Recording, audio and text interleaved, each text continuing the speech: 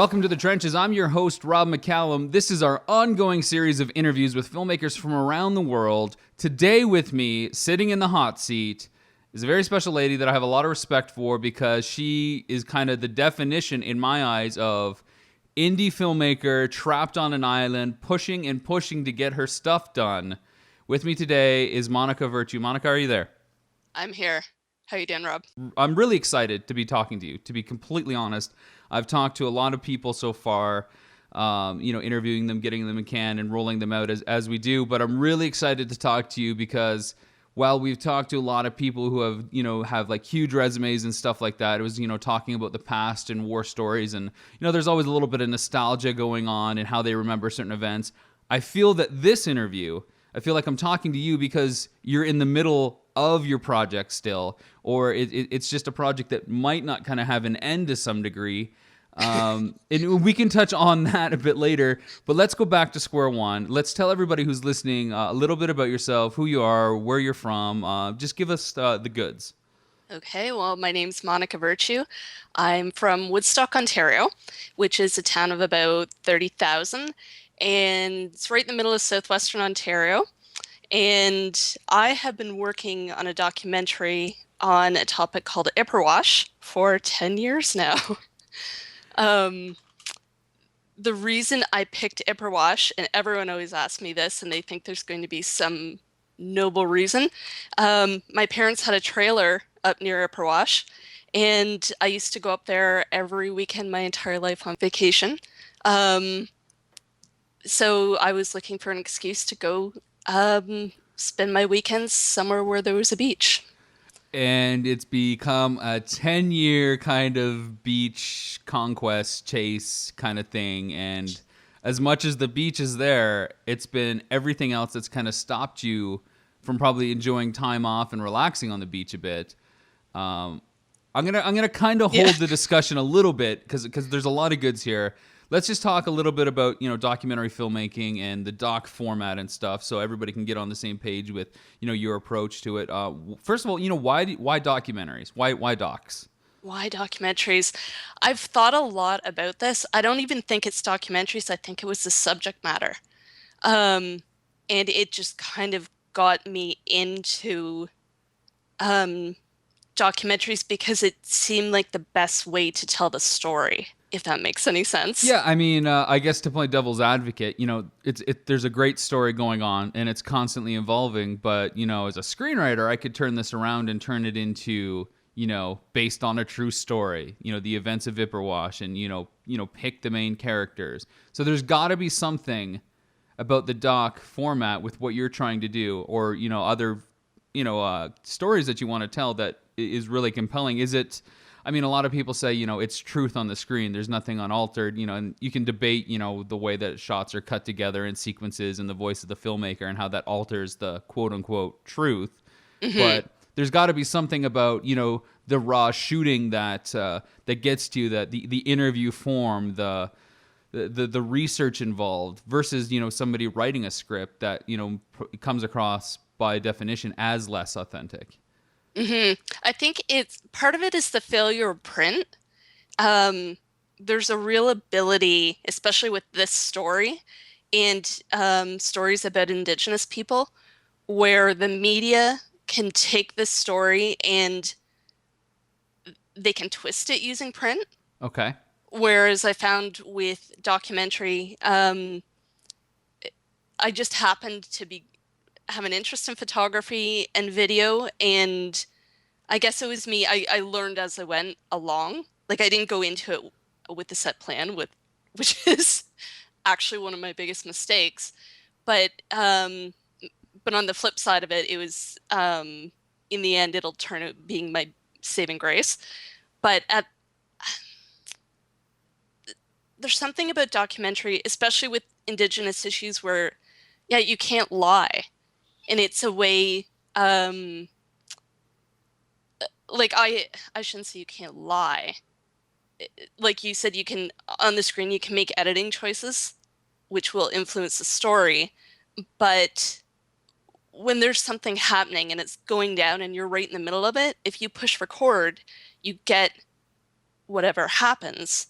Whereas a lot of times with Indigenous issues, people will show up, reporters, and they take their own cultural background and twist the story into something that suits them. Yeah, I mean, I like to liken it to like a purity scale, where a doc, no, I don't believe any film out there will ever be 100% pure, just No, because of the filmmaker, where they're coming from, the environment that they were raised, the ideologies that they're a product of. By that alone, nothing can ever be pure. no, And no. unless you're watching it with the same kind of ideological group and you're not expanding it out there, then by definition, because you're from similar environments, then it's pure, for lack of a better word. But I think the doc format, aims for a higher purity level, and I think it's rippled down to narrative film, especially low budget indie micro budget films, which is why we're getting all these found footage films. They're trying to present that docudrama style, and of course, Blair Witch is probably still the most familiar, docu found footage example, where it looks like a documentary, but it's still fictional elements going on, because they know if they present it as more real, then it becomes more horrific. And of course, this is more of a horror film kind of thing that they're doing. But yeah, I completely agree. It's hard to negotiate with what you capture on film. As soon as you hit that record button, it's there. I mean, regardless of who's shooting and where the camera's pointed and all the other behind the scene factors, what's on film is on film. And the nice thing is you get a little bit of thumbs up points or a little bit of quality points when it looks like it's rushed to capture it. You don't have the perfect shot set up. It's it's on the fly, it's run and gun, it just fly on the wall. It just happens to be something you captured because you were at the right spot at the right time. So to that effect, the run and gun, just whipping the camera around and stuff like that. Let's maybe just talk a little about some of the techniques that you're currently using, or that you like to use, or maybe some doc techniques that you don't like using, not only just in your stuff or in the world of films out there. I mean, we can run down the list. Talking head kind of interviews, using existing footage or like archival footage.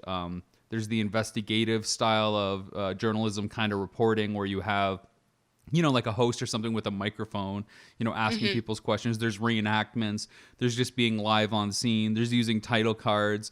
There's there's a whole bunch of techniques that you can use to compile what you're trying to say and what you're trying to tell as the story, how to present the story. What is there anything that you favor? I know a lot of people hate talking head interviews. I know a lot of people that hate voiceover stuff. But that's because those are the kind of filmmakers that they are. Yeah. So what's your voice? I mean, what do you like? How do you like to present the story, or how do you like how other docs have presented what they're trying to do? I tend to do, and I shouldn't say I should. I don't even know that I've developed my own style yet, I think you have. because I think you've developed a style. I think you might not be aware of it, and that's okay. yeah, yeah. But go I on. Go ahead. I think um what I'm trying to do is bring a higher representation of Indigenous voices into the mainstream media. Okay. Be I'm not a First Nations person myself, so I can sit back and I can look at the mainstream as representing my own cultural background. Okay.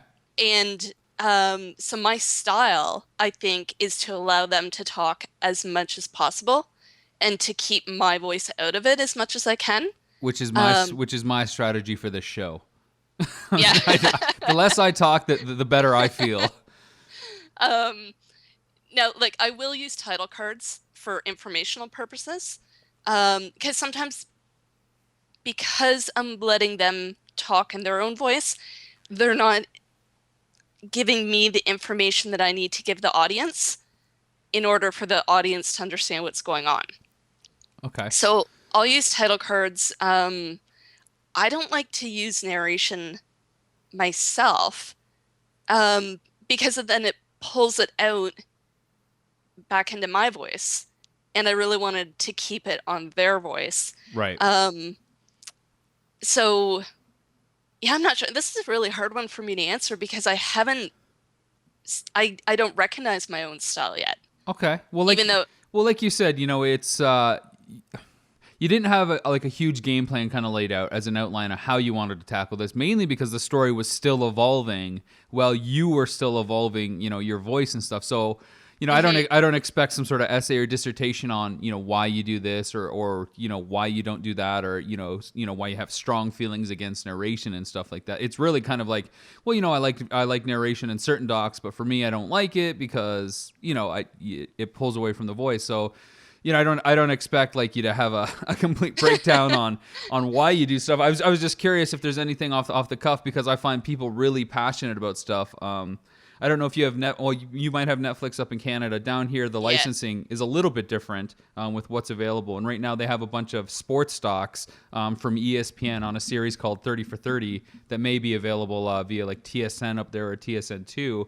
And basically, it's 30 filmmakers on 30 different subjects, Okay. and it's all documentary style. And it's a wide variety of documentary style. There's this one that talks about, I think it's like the second week of June or June 4th, 1994. And all he does, and he said, and each of these docs begin with like a short 30-second interview with the filmmaker on how they approach the subject. And this one sticks out to me because all he did was compile news stories, and basically anything that was out in the media in an audio visual sense, radio shows, clips, interviews, new like stories done at noon, like the 12 o'clock news, 6 o'clock news, 10 o'clock.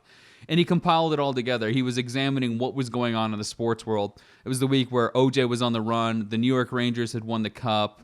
And there was just a whole bunch of stuff going on, like huge milestones in the sports world for that week.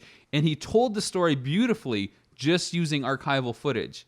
And it was just really interesting approach to stuff. On the surface, it's like, oh my God, I'm going to be seeing nothing but a montage of clips.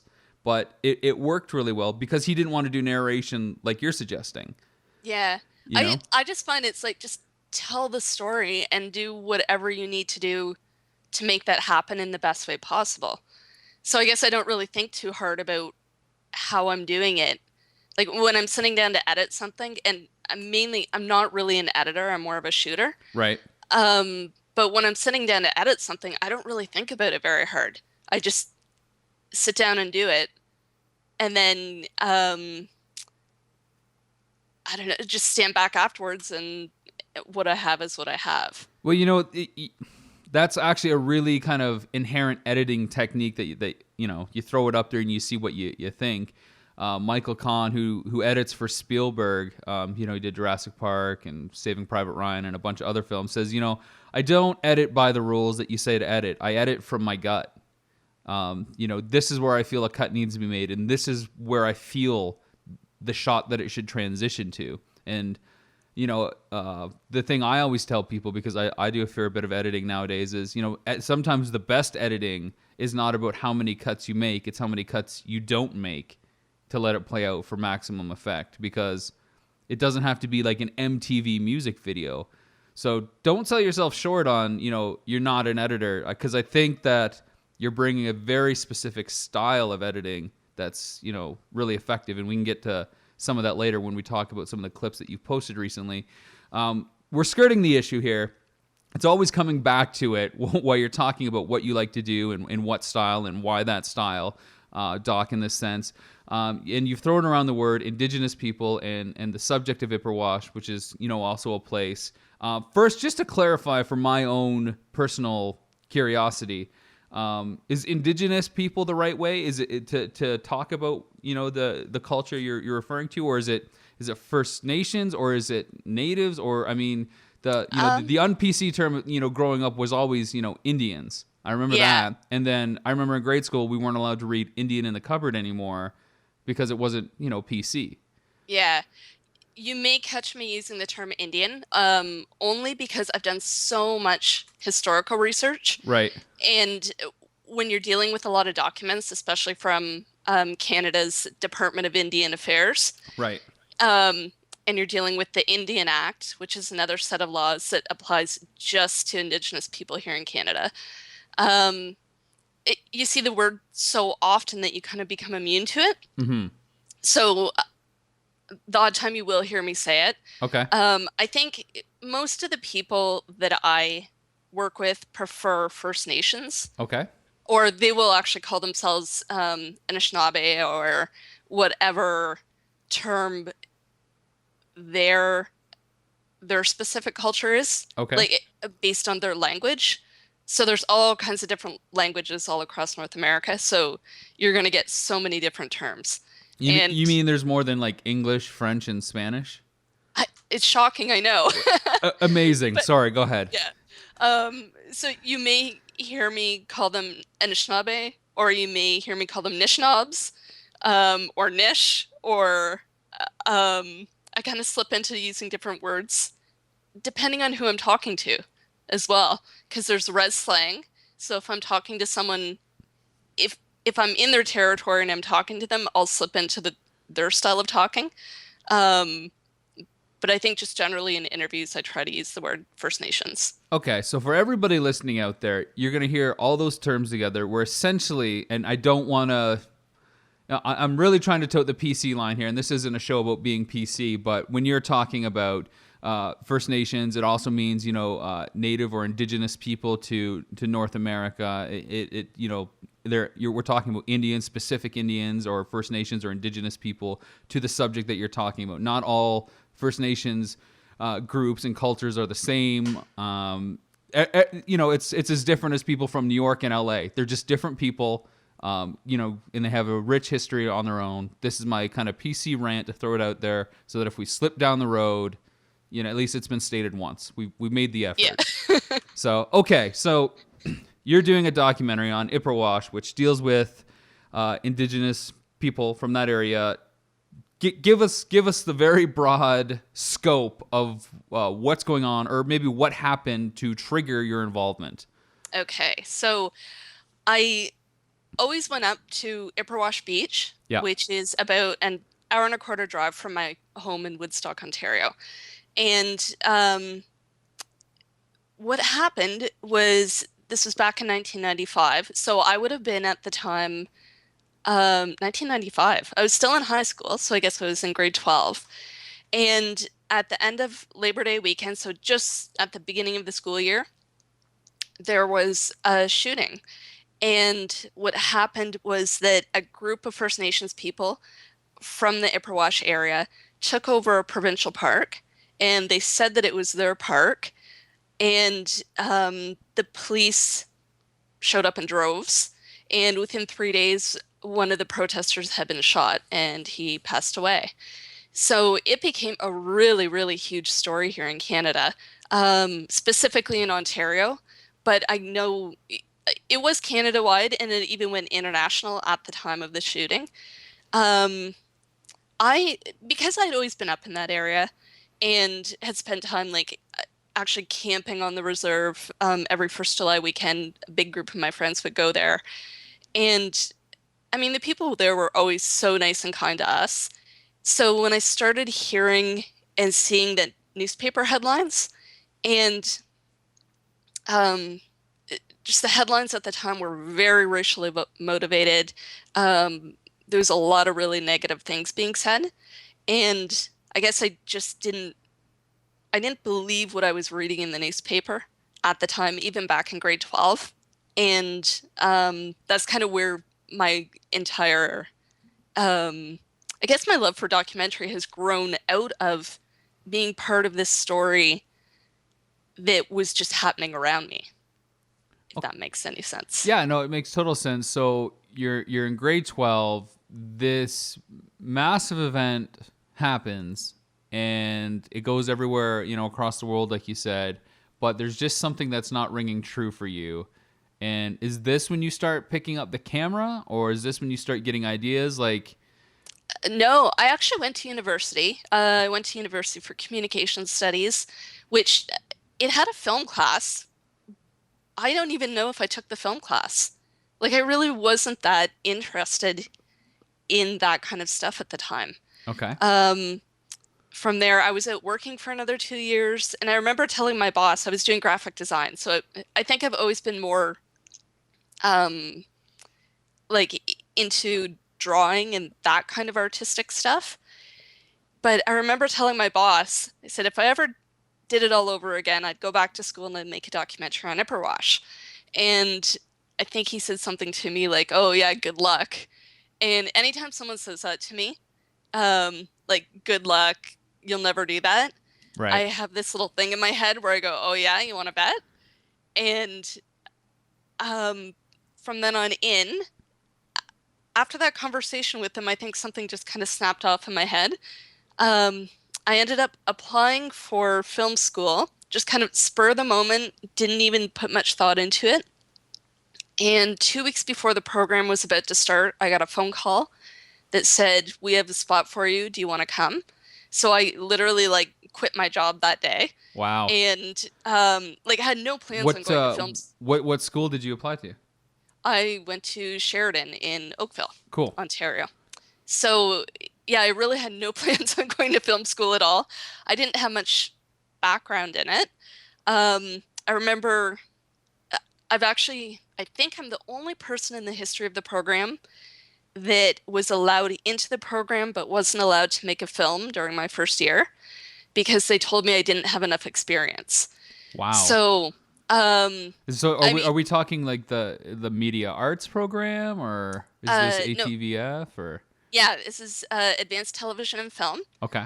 So, I mean, I must have had a strong enough portfolio and I must have sounded competent enough that they let me in. Right. I'm still kind of confused how I even got in. Okay. But so I got in. Um, I actually started work on the documentary 2 months into the program. Like by November 2002, I was taking projects that I was supposed to be doing for classes and turning them into pitch projects. All right. At the time, didn't even know what a pitch project was really. Like I was so new to film. And I mean, I did have a bit of experience volunteering with Rogers Television, Right. which is just local community television. I was the center ice camera guy at the local junior B hockey rink, Cool. hockey games. So Woodstock Navy vets. Somehow, again, I got put on center ice camera, not even knowing how hockey was played. So I always find myself, I somehow volunteer myself for these opportunities without having any experience, and then I learn as I go. Um, so yeah, I guess it was November 2002. It was just doing pitch packages. The advanced television and film program was just 8 months. So So by so when you say pitch package, you mean putting together prospective ideas that could be turned into a film, and yeah, everything from the script to a budget breakdown to location ideas, set design if needed, or cast members and I wasn't even going that far at all. okay. I was it was just kind of like a general idea of what I wanted the film to be about. Okay. And I submitted it to the teacher's name was Jeff Pavere, and he was a film critic at the Toronto Star. And I believe he still has a show on up there, doesn't he? With Richard Carouse, doesn't he do something up there with him right now? Um, I know he had a show at one point on Rogers. Okay. I'm not sure if he still does or not. And I think he was transferred from the film critic to being the book critic Okay. at some point along the line. But Um, he's a well-known guy up in the Toronto area for reviewing not only films but media. Really smart guy. oh, Um, I loved his classes. I whip was smart. just, Yeah. yeah, so fascinated with his classes. So, it was actually his class. We were just supposed to, I think, review some TV show. And I asked him, I said, Jeff, instead of reviewing a TV show, can I pitch you my own show? So I was already kind of weaseling my way into doing a project, having already been told that I couldn't do one. Right. So all the other students are all shooting their own projects and they're getting to produce and direct. And I think I was a little jealous actually, looking back. That's okay. So I'm just kind of recalling this now. I'm talking it through as I talk to you. Um, so I'm laughing at myself looking back now. No, it's all right. Um, so he allowed me to do that. And from there, he put me in contact with another Toronto Star reporter named Peter Edwards. Peter had written a book called One Dead Indian. Okay. And it was One Dead Indian, the Premier, the Police, and the Ipperwash Crisis was the name of the book. because by that point, or very quickly after the shooting, Premier Mike Harris, who was a conservative premier here in Ontario, he had been accused of somehow being involved in or even ordering the shooting of Dudley George, who was the fellow who had been shot that night. That can't be good for the political press. No, and it actually turned into a really big thing. Like you'll see on Twitter, Mike Harris's name come up even to this day, or Tim Hudak, the current conservative. Um, he's not the premier yet. I have a feeling he's going to become the premier, but you'll see both of their names linked to Ipperwash to this day. So it did become quite a huge story for the Conservative Party here in Ontario. Um, so Peter had written this book, and he was right in the thick of covering the story. So Jeff Pavir put me in contact with Peter. Peter got back to me right away. He put me in contact with an elder named Clifford George, who had lived right there. He had actually lived in a tiny little shack called Uncle Cliff's Cabin right at Camp Ipperwash, right next to Dudley George when they were occupying Camp Ipperwash. And Clifford he had moved out of the camp after the shooting. Um, Everything had become very tense after the shooting. And Clifford he'd been there, he'd seen it all. He was, at the time, I think probably in his early 80s. So I started spending time with Clifford. And originally, I think the film, looking back, I'm thinking of my very first one page, Yep. it was actually supposed to be a little 10-minute film on Clifford. Okay. Um, and that's not what's happened. Okay. Uh, So be- what's been happening then? well, I just kept going with it and going with it. What would happen? I'd be out with Clifford, and we go and we do a little bit of filming, and he was really more concerned with going out for lunch. Right. He, he just always wanted to hurry up and get the filming done so we could go and get pie at the local restaurant. So Clifford and I became pretty good buddies. And even when I wasn't filming with him, I'd go up and spend time and we'd go and get pie and drive around and chit chat. He had a lot of stories. He was a World War II veteran. Um, and whenever I was out with Clifford, this other fellow kept on showing up. Um, and I didn't plan on meeting this guy. He, I think, was following me. His name was Sam George. And Sam was Dudley George's brother. And of course, And Dudley was the one that was gunned down. mhm, Just to clarify that for everybody, he was the one that died in 1995, and here you are, 8 years later, finally starting to do your doc and talking to Clifford, and now the brother of the First Nations person who was gunned down is starting to kind of pay attention. yeah, Yeah. Okay. he so Sam was trying to get a public inquiry into the shooting because he had received absolutely no information after his brother was shot. He was the executor of the estate. He was called right after the shooting. He got a phone call. Someone had told him, "You better go to the hospital. Your brother's been shot." And he said right from the get-go, just something was really off about the whole thing. When he got to the hospital, there was just all kinds of police officers there. They didn't get the autopsy report right away. They had a really, really hard time getting any kind of information. So they had been really pushing for a public inquiry into the shooting, not just for Dudley, but for the entire community, because it wasn't just Dudley who was shot at. There was a whole crowd of people that claimed to have felt bullets going through their hair.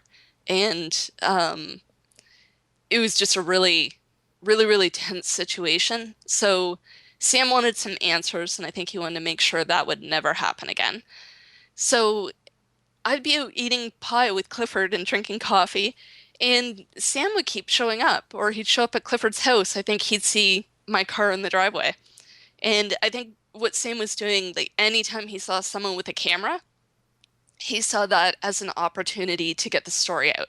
Right. And I at the time, I really wasn't familiar with this whole thing about activism and grassroots and what that all was about. I think because I was so young, I was coming out of, um, I had followed the story from like high school onwards.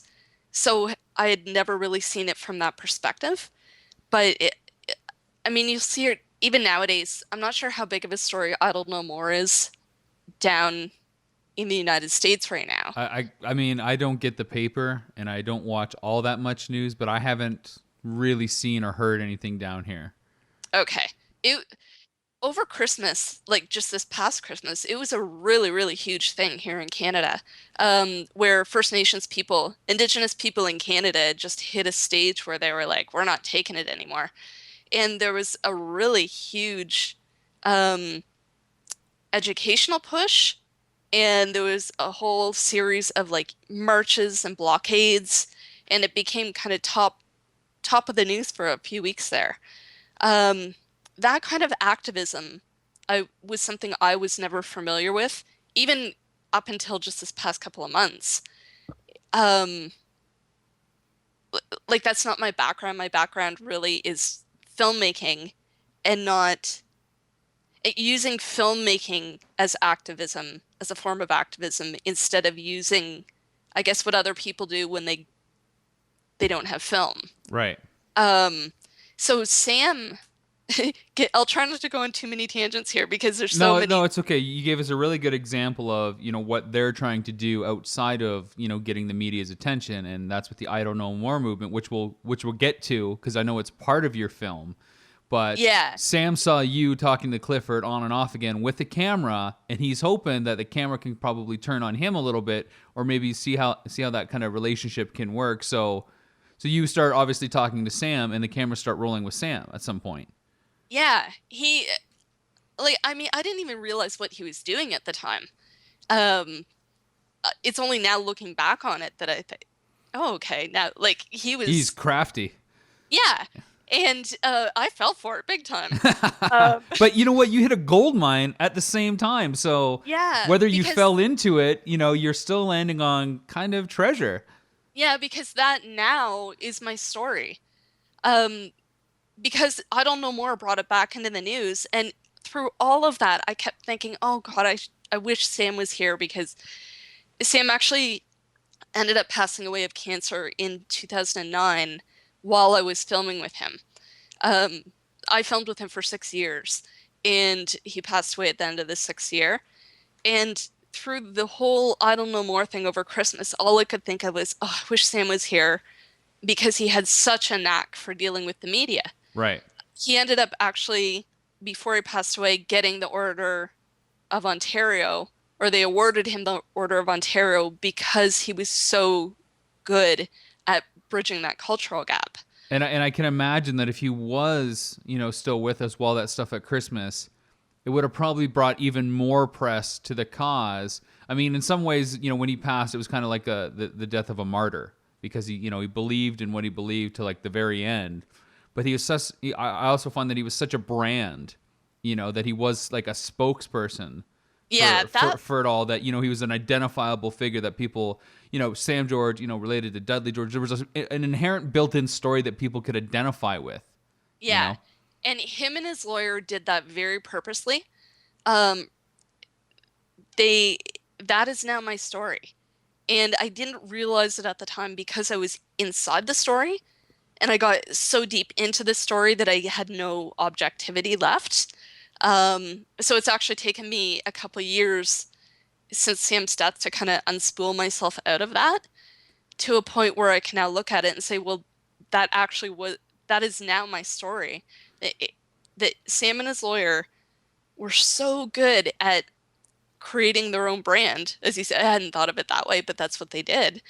So that the average Canadian could relate to them in such a way that they could not look past who Dudley was, but see Dudley as a real human being Okay. and not a newspaper headline.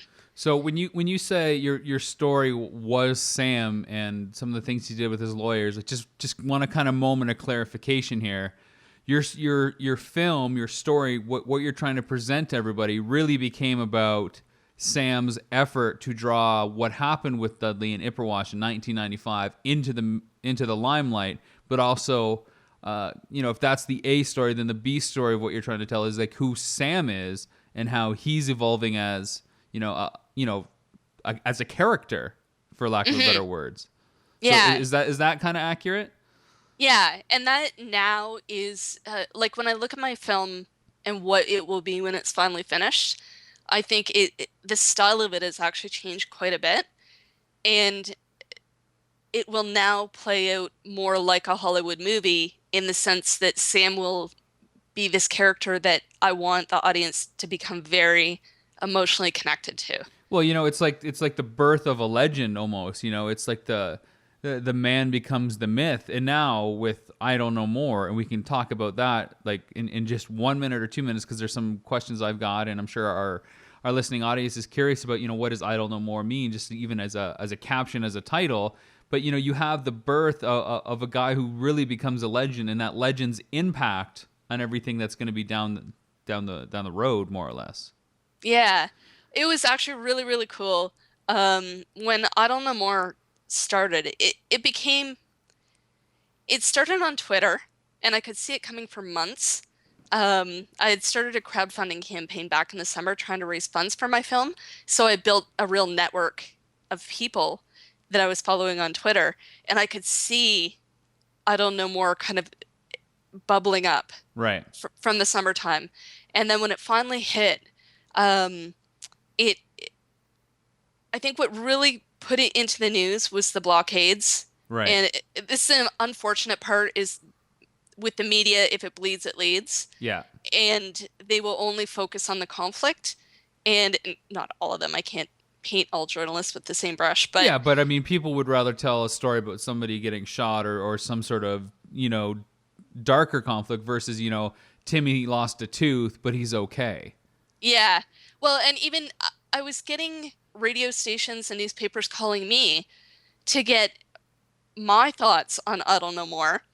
And the Ambassador Bridge was going to be blockaded, and that's the bridge between Windsor and Detroit. And did I expect there to be any violence?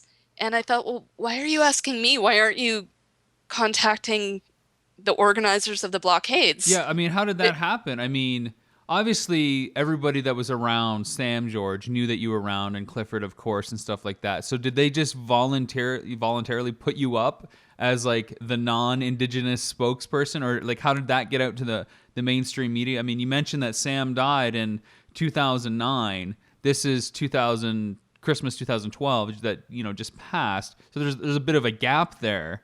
Yeah. So how did, I guess, not to put you down, but how did you stay relevant that, media outlets kind of came to you? Part of it was that I was already on their radar because of my Indiegogo campaign Okay. back in the summer. Okay. And something that I had been doing, I'd been showing up to all these blockades as they were happening. And I was either tweeting photos or I was filming at them, throwing together quick little 3 or 4 minute videos and throwing them up online within a couple of hours. Right. And then they were getting shared 1,000, 2,000 times on Facebook within the first 48 hours. Wow. So, and it was just because, not necessarily because they were good little mini documentaries, but it was a subject matter. And the fact that it had hit what's the word, critical mass, where it was such a hot story that because I was churning out something on that story in that moment, that it was getting a lot of hits. So I found even on Twitter, because I was sometimes the only non-Indigenous person at the rallies or the round dances or the blockades, and I was tweeting my photos in a style, like a journalistic style, where I sounded like a journalist, Right. then any media who were watching on Twitter would recognize me, and they'd tweet me and say, keep tweeting, we're using you as our source for the story. Oh, wow. So, so all of a sudden it became very kind of bizarre because again, I became part of the story without even meaning to be part of the story. But yeah, so I actually ended up doing a radio interview on CBC, which I think went out at least across the province. Yeah, it was Ontario Morning.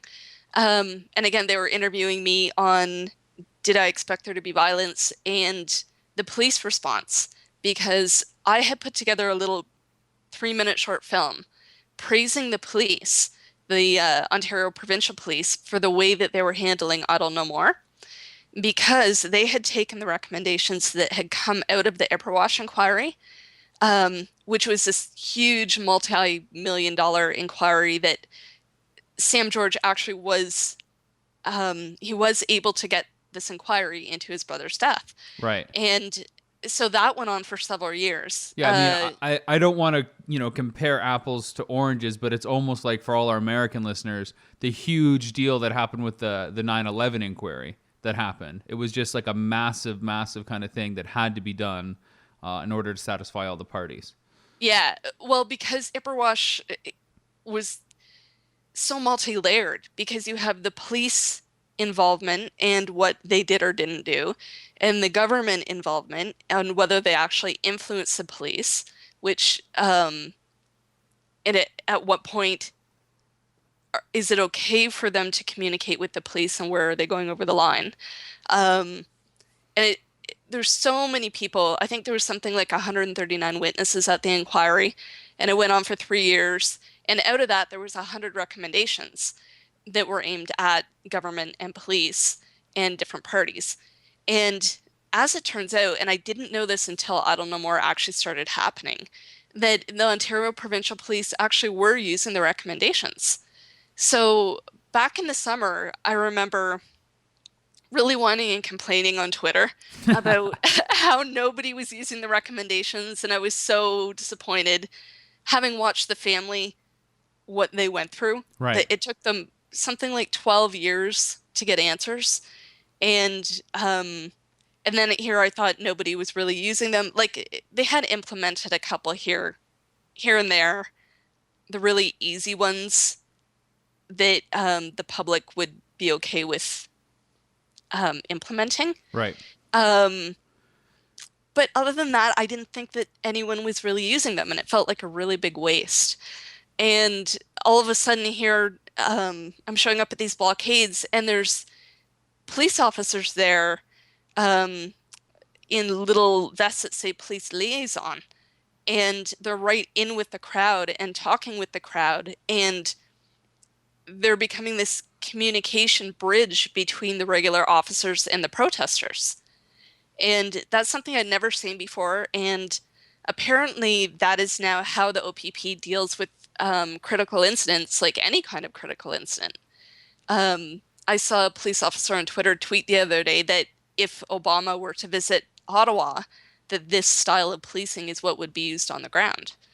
So that is really, really cool to think that one person in a moment getting shot 15, well, it's now almost 18 years later, that the ripple effects of that are now that there was something like 60 different events within the first 3 weeks of Idle No More that the OPP were policing, and there wasn't a single solitary report of a racial slur or anyone being injured, whether it was the First Nations people or motorists or anyone involved. Well, I gotta say, I mean, it's great that that's where we are now, but I think one guy's life is still a high price to pay for, call it common courtesy, simple logic.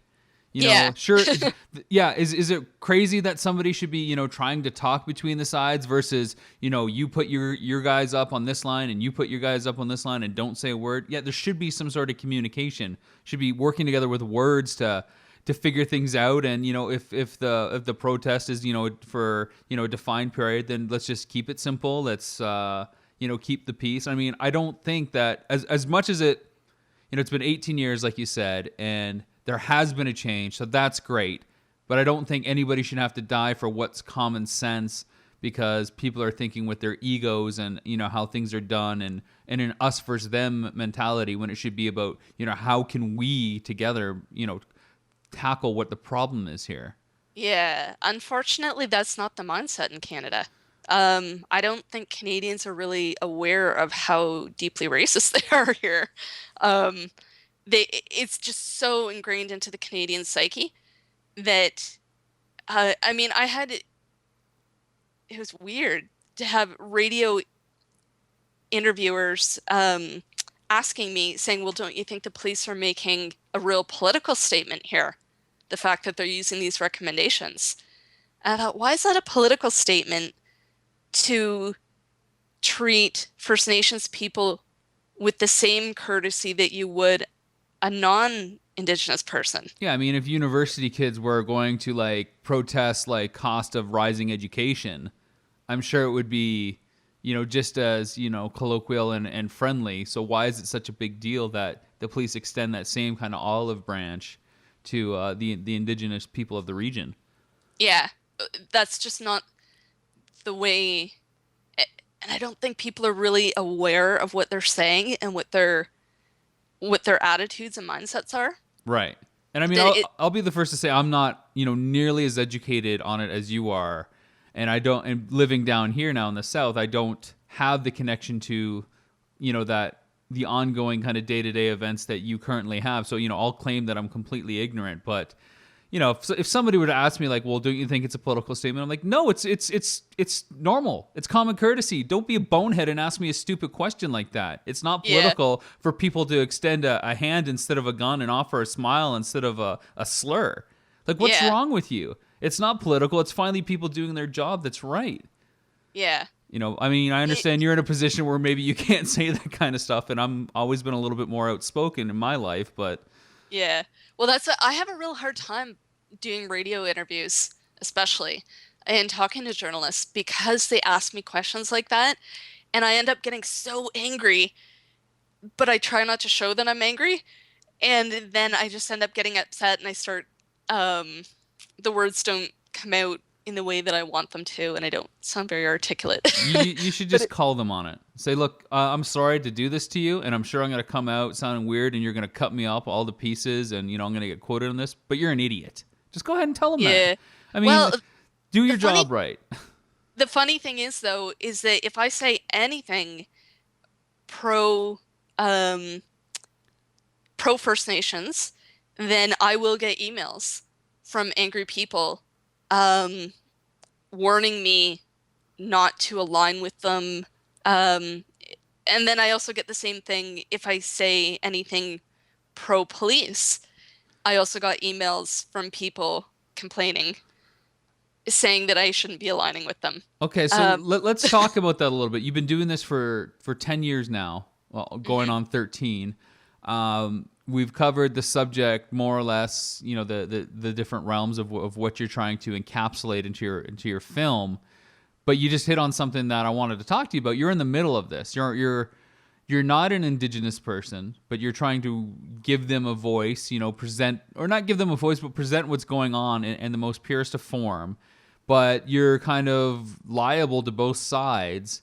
What's that like to literally be stuck in the middle? I mean, is there any kind of fear involved, or are you scared to go to film a demonstration? I mean, you talked about being nervous on radio interviews because they get you kind of worked up. I mean, talk about being stuck in the Yeah. middle. Like, what are some of these emails like? Like, how scary does it get? Um, Not so much. It hasn't been scary lately Okay, because but um, a couple years back, I did have baseball bats hidden all around my house. Um, so what and happened to get you to that point where you had to hide, weapons around for fear of home invasion? Like, um, was it a phone call? Was it an email? And like, what's that like? no, just I got to the point where I would tell people that I was a dental hygienist because I just didn't want to get into it. And it's just now in the past couple months where I've actually started talking about the film again. But I literally like I wouldn't talk to anyone about it because people would get so angry and start yelling at me. Um, they like especially when I said that I was filming with Dudley George's brother. Right. That I mean, people would just start yelling at me, um, because feelings were so tense about it. Um, I mean, when you look at the situation, there weren't many officers who were reprimanded out of all of that, but the one who actually pulled the trigger did lose his job. Um, and people were really, really angry that he had lost his job. Um, or that,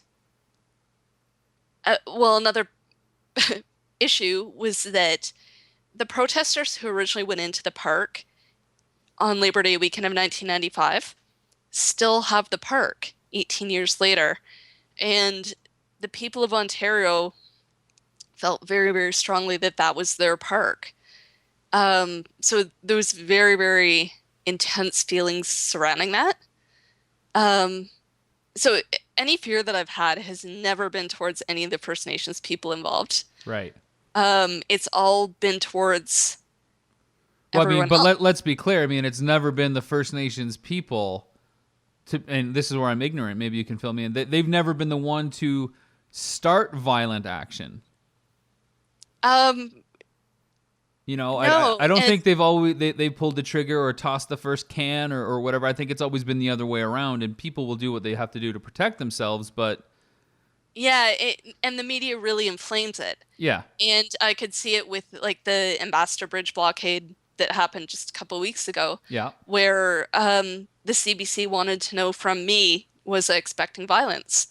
And I was saying no, like all the people that I've seen were like all the different blockades, Highway 401, 402, Blue Water Bridge, and then it was going to be the Ambassador Bridge.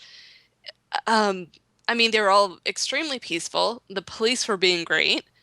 So there I was, would have loved it if you would have said, yeah, I expect violence. A violent shock to your psyche if you think that something crazy is going to go down at the busiest border crossing in the world.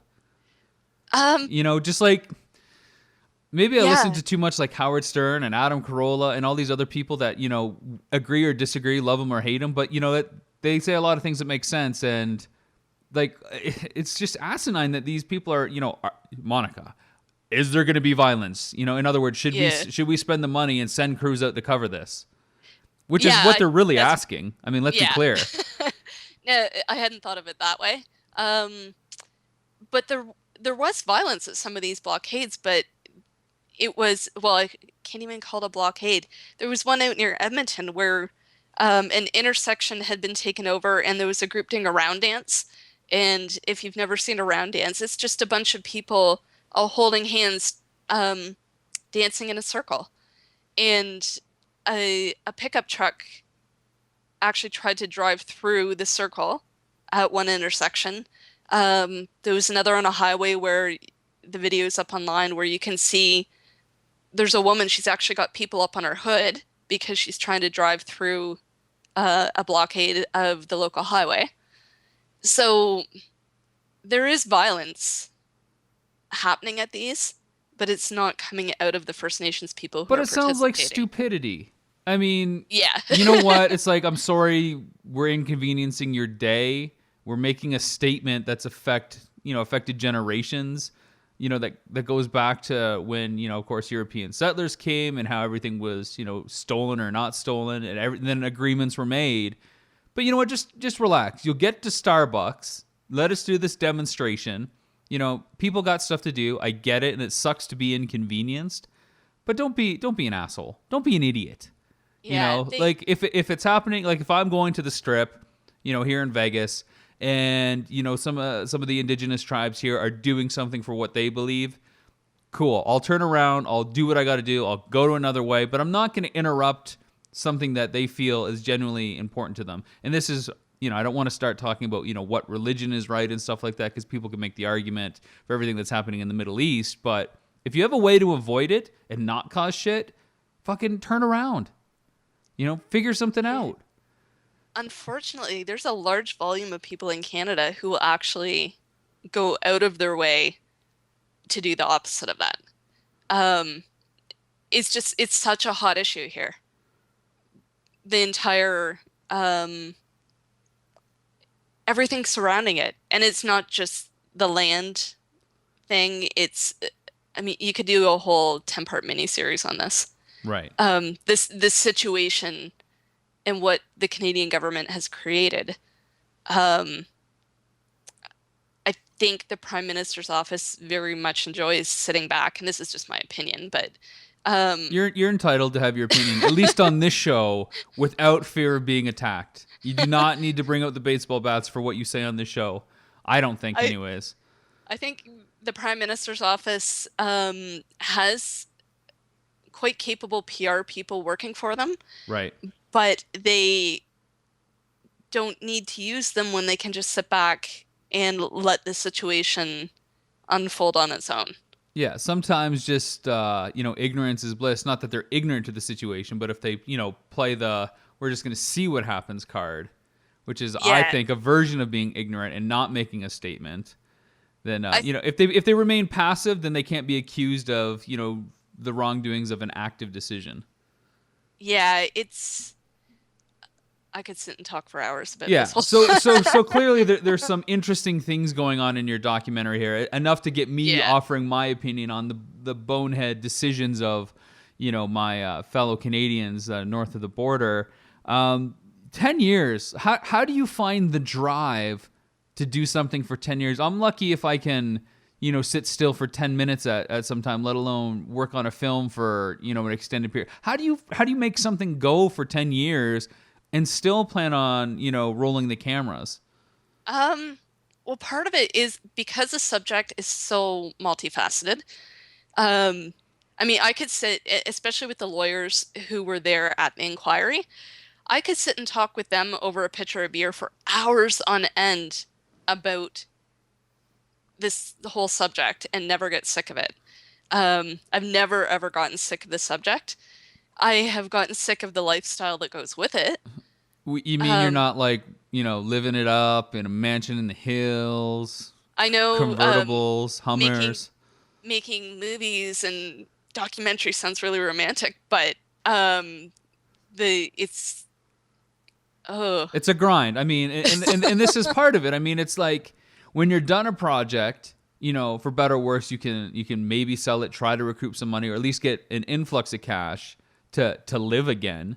Or you can use that money to tackle your next project. And you've been working on the same project for 10 years without any kind of, consideration back your way for all your efforts. I mean, it begs the massive question, when will it be done?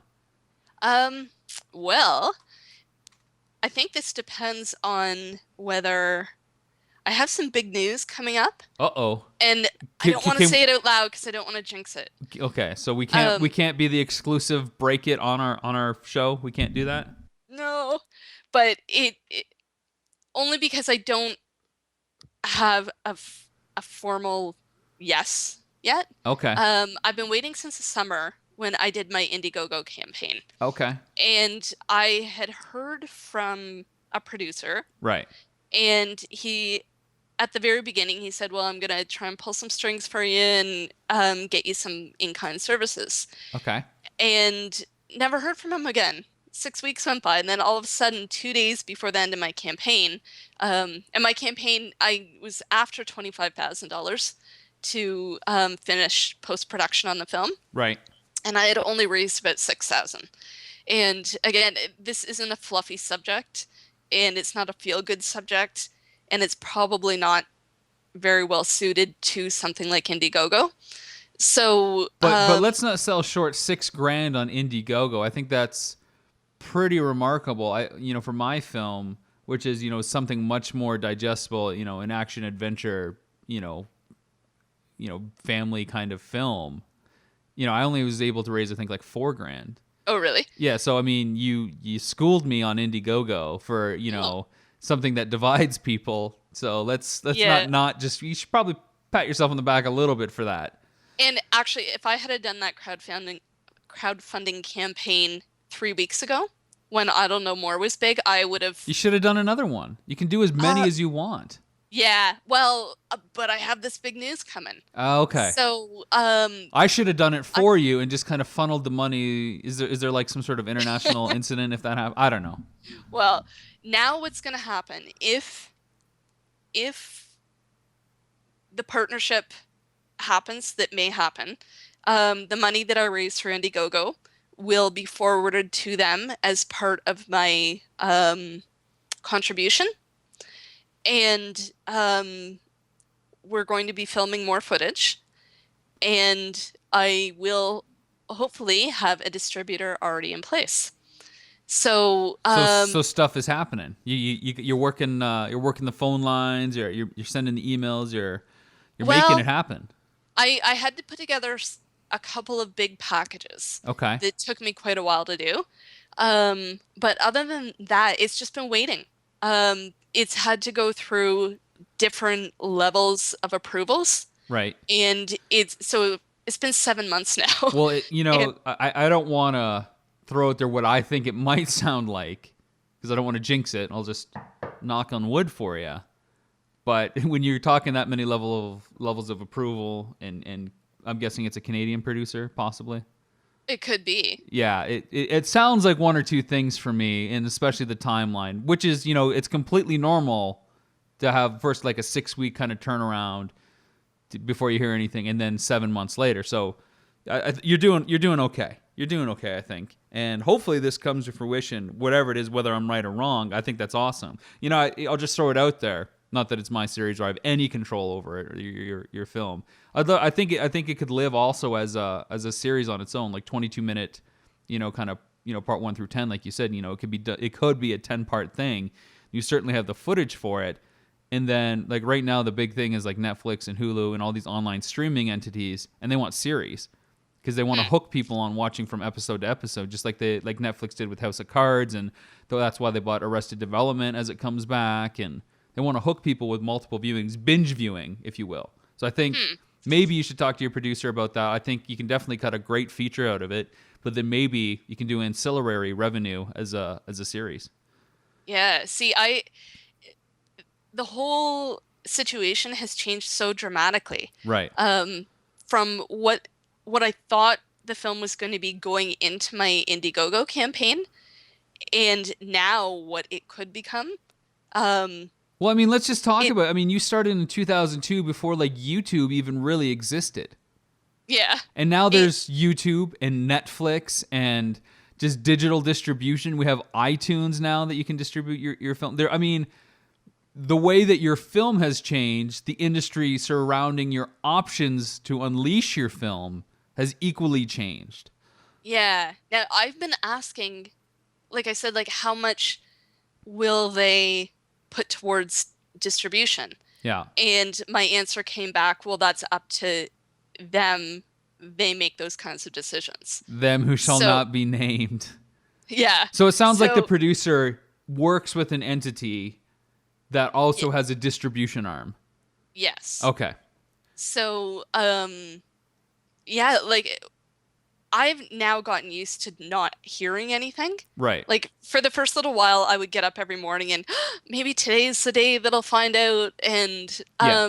it's been so long now that I've just kind of, You got to become jaded. yeah, Like like I've moved on with life. it's just like It, if it happens, great. If it doesn't, whatever. And I'll believe it when the money's in the bank. yeah. You have to move on because I had I guess I can announce it. I sold a reality TV game show concept back in June. I got distributors on board. Some of the people that were behind like Dragon's Den and I Survived a Japanese Game Show. Same people are going out and selling that for me, and I'm like, okay, am I going to hear back today? Am I going to hear back today? Am I going to make a little bit of money on this? And I just you kind of give up because it's just like, well, when it happens, and great. Yeah. Well, and for me, it's not, am I going to make any money? I Well, mean, I would love to well, pay my that's just dad. it. I mean, I want to make Yeah. money. Like, I mean, I'm Yeah. not a game It's, show guy. That's not my passion in life to recreate the prices right for people. I want. I had this idea. It was a no-brainer. Everybody saw that. And that's why they acquired it. I mean, it's stupid, Monica. I came up with this idea a week before I pitched it to a company, and then I had friends shoot a pilot for me based on what I wanted. And so basically a whole month from start to finish, from initial concept to completion, I had sold an idea. It's nice. stupid. It's stupid. It's the complete opposite of what you've gone through. Yeah, and like mine, I don't know. It's it's going to be really interesting to see what the end result is going to be. Like Yeah, ultimately, I really want to make just a good movie. right. But and I would like to pay my dad back because I owe him a lot of money right now. A lot of dollar Um signs, a few Benjamins, and but a chunk of cheddar. but other than that, like I don't know where it'll be interesting 10 years from now to look back on this point and say, was it worth it? Well, I think, everybody accuses George Lucas of, once he made Star Wars, only making Star Wars. He did some stuff in the 80s. He produced the Indiana Jones stuff. But I mean, you think George Lucas and Star Wars. I think Monica, correlate it right away to Indigenous issues. It's not a bad thing to continue with if it's something you love. And I would really urge you to have that discussion with, your mystery producer. Sure, let's get a feature out there because it sounds like you can make that happen with the situation that he's got connections with. But really also consider doing a series because you could just focus on like 95 to, 2000 and everything that happened there. And then just do short little segments that, build. Yeah. I mean, I'd sign up for Netflix just to watch that series. That's how much I believe in what you're doing. And then, but part of me at the same time just wants to do a reality show on like what you're doing, because my subject is so emotionally draining Yeah. that even though it's really satisfying or will be really, really satisfying when it actually comes out, at the same time, it would be really nice to be able to make shows that I'm not emotionally invested in. So you're playing the waiting game from Mr. Mystery, and in the meantime, you're releasing all these YouTube clips, which I think is a great way of keeping your brand alive, your ideas alive. Just want to talk a little bit about those clips. I'm a huge fan of what you've done, and I would say that you have a great, simple, and clean approach to presenting the material that becomes highly digestible. Did you want to talk about some of these clips at all? I mean, the first clip was the CNN Idle No More, or the CN rail blockade for Idle No More, and then the second one was the Ambassador Bridge one. Mm-hmm. At least those are the two I'm second thinking one, of. second one was Blue Water Bridge. Okay. And then I did one on the Ambassador Bridge. Okay. I was really part of it was just honing my skills. Because I felt like, because I've been working on this huge project for so long, I felt like I was actually losing my ability to just see a story go in, boom, go after it and spit something out. So it was really just me doing it for fun and for practice. And I don't know. And I think I kind of wanted to convince the people in the position of power who were about to say yes or no to taking on my film. Right. Smart. Very smart.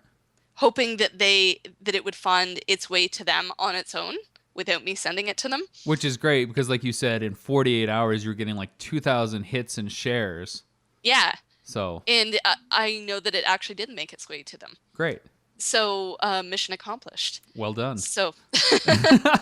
So, but what I love about these clips, and they're only like 3 to 5 minutes long, you get an immediate sense of style and voice, and you're completely immersed and you're drawn into what you see. I mean, it's you with a camera basically showing us the shit. It's these First Nations individuals, standing across like a set of tracks on a road. And I think the political background is that crossing was never negotiated as part of that land. Is that right? Yeah. Okay, so For the one and down I in Sarnia. yeah, and I don't want to oversimplify it, but they believed it was theirs. The government didn't get permission, so now they're standing up for themselves, which is great. And you pan around and you survey the scene, and it's a group of these people doing what they got to do. I believe there's like a hunger strike going on for one of the chiefs at the time. And they're just talking about, this is what we believe in. This is what we got to do. And you hear you asking questions off camera a little bit. Nothing that, makes you like a character, but you hear your voice asking questions and you're getting some really good responses. And then you're intercutting as well with title cards that just really set the stage in a dramatic but clean, like 1 to 2 sentence way. Yeah. and that's what pulls me in the most, I think, where I see this stuff here and then boom, I get a title card that informs what I just saw. And then I see a film, then I see like an interview, or I see some of the people involved, and then I get another title card and it just keeps pulling me through. It's like you show me something, like footage, you explain it, and then I instantly understand like the connection between the two, and it's just a nice little way of pulling me through. And it's like I can't go back to saying anything more than it's a very clean approach to the material that feels very observational. It doesn't feel like you're trying to cram a political agenda down my throat. It's comforting, I guess, too. I don't feel on edge and pins and needles with what I'm watching. I feel like I'm getting informed and, again, educated, and that I can digest what you're presenting without, worrying about having to grab a baseball bat if I say I like it. That's good. That's what I want to hear. Well, there you go. That's my Yeah. feedback. And, Like, you and I haven't really had a chance to talk about it other than, get thumbs up on Facebook or something like that. But yeah. And I'm throwing those together within like 2 or 3 hours too. well, Like they're I'm just effective. I'm coming home and I don't, again, part of it's my editing skill that I don't have a whole lot of it. So I just come home, I throw it together, like just slap it together quick just to tell the story Okay, and then get branding it up there. branding lesson 101, Monica. Here we go. You ready? Branding lesson 101. You spent hours doing this, and you've refined your editing skills that this is what you like to see out there. That's what you're going to tell people. What do you think? All right. What do you think? Sounds good. Because now you know what you're doing. At least I think that you know what you're doing. I think I really can't wait to see your feature based on just these short clips, knowing that I'm going to get like a 90-minute to 2-hour version, whatever you and the distributor agree upon. But I'm really excited because I'm sure it's going to get intense and become a tense issue throughout as you explore the various stages of the subject that you've covered for over 10 years. But I feel like, I don't know, I can see your film opening with the clips that you've put there and like not like becoming overbearing right away. I think it's a nice way to kind of lead people into it and then go back 18 years to why this is kind of happening now and in the shadow of who and who's involved, and then at the end bookending it with I don't know more again, now that we have a new perspective on what led to that. Well, and the nice thing too That's is that's a freebie, by the way. You can have that for free. the nice thing is that not only do I have that kind of footage, and that's the style that I filmed in throughout the whole 10 years, but I also have all the exhibits that came out of the Upper Wash Inquiry. Cool. Which I don't think anyone else has, and I don't think the general public's ever heard them, and I don't think anyone, maybe apart from the lawyers in the room, ever connected the dots on what those exhibits were saying. Right. The inquiry was held in a small town, but a 10-minute drive from Ipperwash Beach, so in the middle of nowhere. And because the journalists who were there had to leave in the afternoon to go file their stories, a lot of the times they were missing a lot of the testimony and the exhibits that were coming out. And some of those exhibits included police logger tapes and things like that. Very interesting. So I don't know that anyone has ever really taken the time to look at those and think about what they actually say, and also frame that within the bigger story of what is continuing on to this day.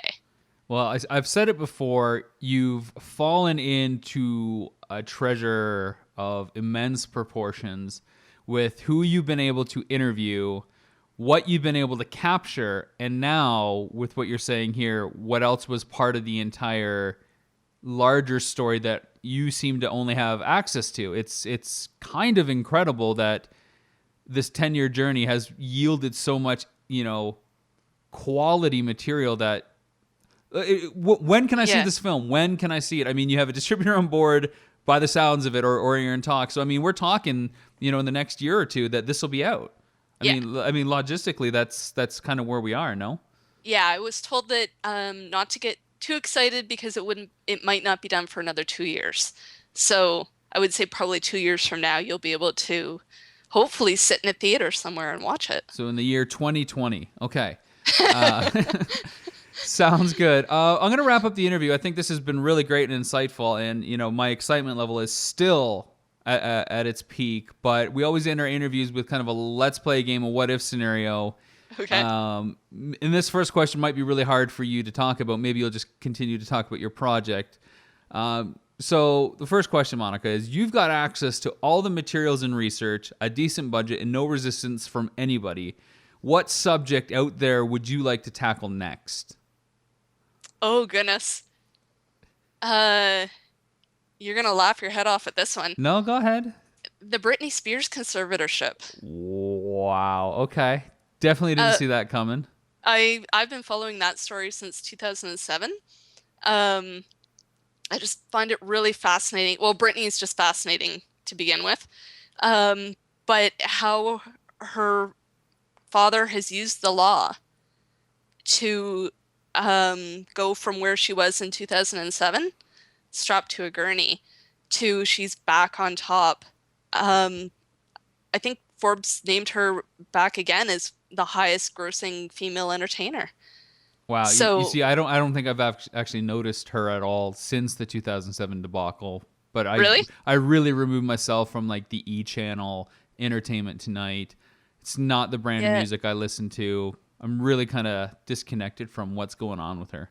She's she's not back in the mainstream the way she was, but she's kind of like Madonna now, where Madonna puts out crap albums, but she knows that the money is in touring and perfume and all the branded stuff that goes with it. Yeah, I mean, and Madonna's getting kicked off Instagram now because her photos that she posts are too racy, apparently. So there's more Oh, really? branding. Yeah, it was just announced today She or never yesterday. changes. Yeah, exactly. But yeah, I think it's really fascinating the way like Britney is she's a brand, she's a corporation, but underneath you have this very fragile person who we don't know if she even, well, seeing as she's under a conservatorship and has no rights at all. There's also the feminist in me who could take that story and really do something with it. You see, I draw a lot of parallels with what you're talking about to kind of what went on with Michael Jackson as well. And I Yes. think, you know, I take it back. I think that this would be a good topic for you to go, and I would be interested enough because I know what you put into a project that I would definitely want to watch it. And just based on your pitch now, I'm interested. So Yes. you've won me over in a very short time. The second question I got for you is you can go back in time and work with anyone in history. Who and why would that person? Maybe what would the production be? Oh gosh. I didn't say they were easy questions. I just said they're kind of fun what if questions. Um, oh man. I'm gonna go with something really fun Sure. and say like to be the person doing all the I really like production design. Production designer on Empire Strikes Back. That would be a blast. I think that would be fun. So would you do like Yeah. a documentary on him as he's doing it, or would you just want to work in the design department with him, like as a painter or something? Or Actually, now that you say it, I think I would do the behind the scenes documentary on the making of The Empire Strikes Back. pretty awesome. I would sign up for that in a heartbeat as well. The third question and the final one for you, again, this is even just probably a bit easier, is if you could be any superhero, who would it be and how would you use that hero's powers to help with your film goals? Oh my goodness. These are really interesting questions. Um, I'm gonna go from talking about feminism in Britney Spears to saying Wonder Woman just because she has an awesome outfit. Well, I think Wonder Woman would be great for you because she could use her lasso to make people tell the truth and you could record that. There you go. See, it's all working out. Plus, the bulletproof cuffs and I don't know. You're in the middle of so much you never know what you could need, right? Yeah. I'm going to say thank you for taking the last hour and 20 minutes or so to chat with us. I've had a lot of fun, so thank you. Thank you for having me on. It's good for me to talk about this finally instead of um, I have been doing this in secret for so long. So it's good to finally start talking. Now, before we cut it, are there websites that people can go to watch your stuff? I know you're on Twitter. Do you want to maybe throw your Twitter handle out there for people? Sure. My Twitter handle is Virtue in the City. So my last name, Birtue, in the city. And my website is monicavirtue.com. And I update it sporadically with news on, hopefully there'll be a big announcement coming soon. Cool. Well, we'll make sure to publicize both your Twitter handle and your webpage when we start pumping this show for everybody to listen to. Again, Monica, thank you so much. Everybody out there listening, this has been Rob McCallum, your host of In the Trenches on the Wired In Network. Thanks again for listening to us, and we'll see you again next time, next week.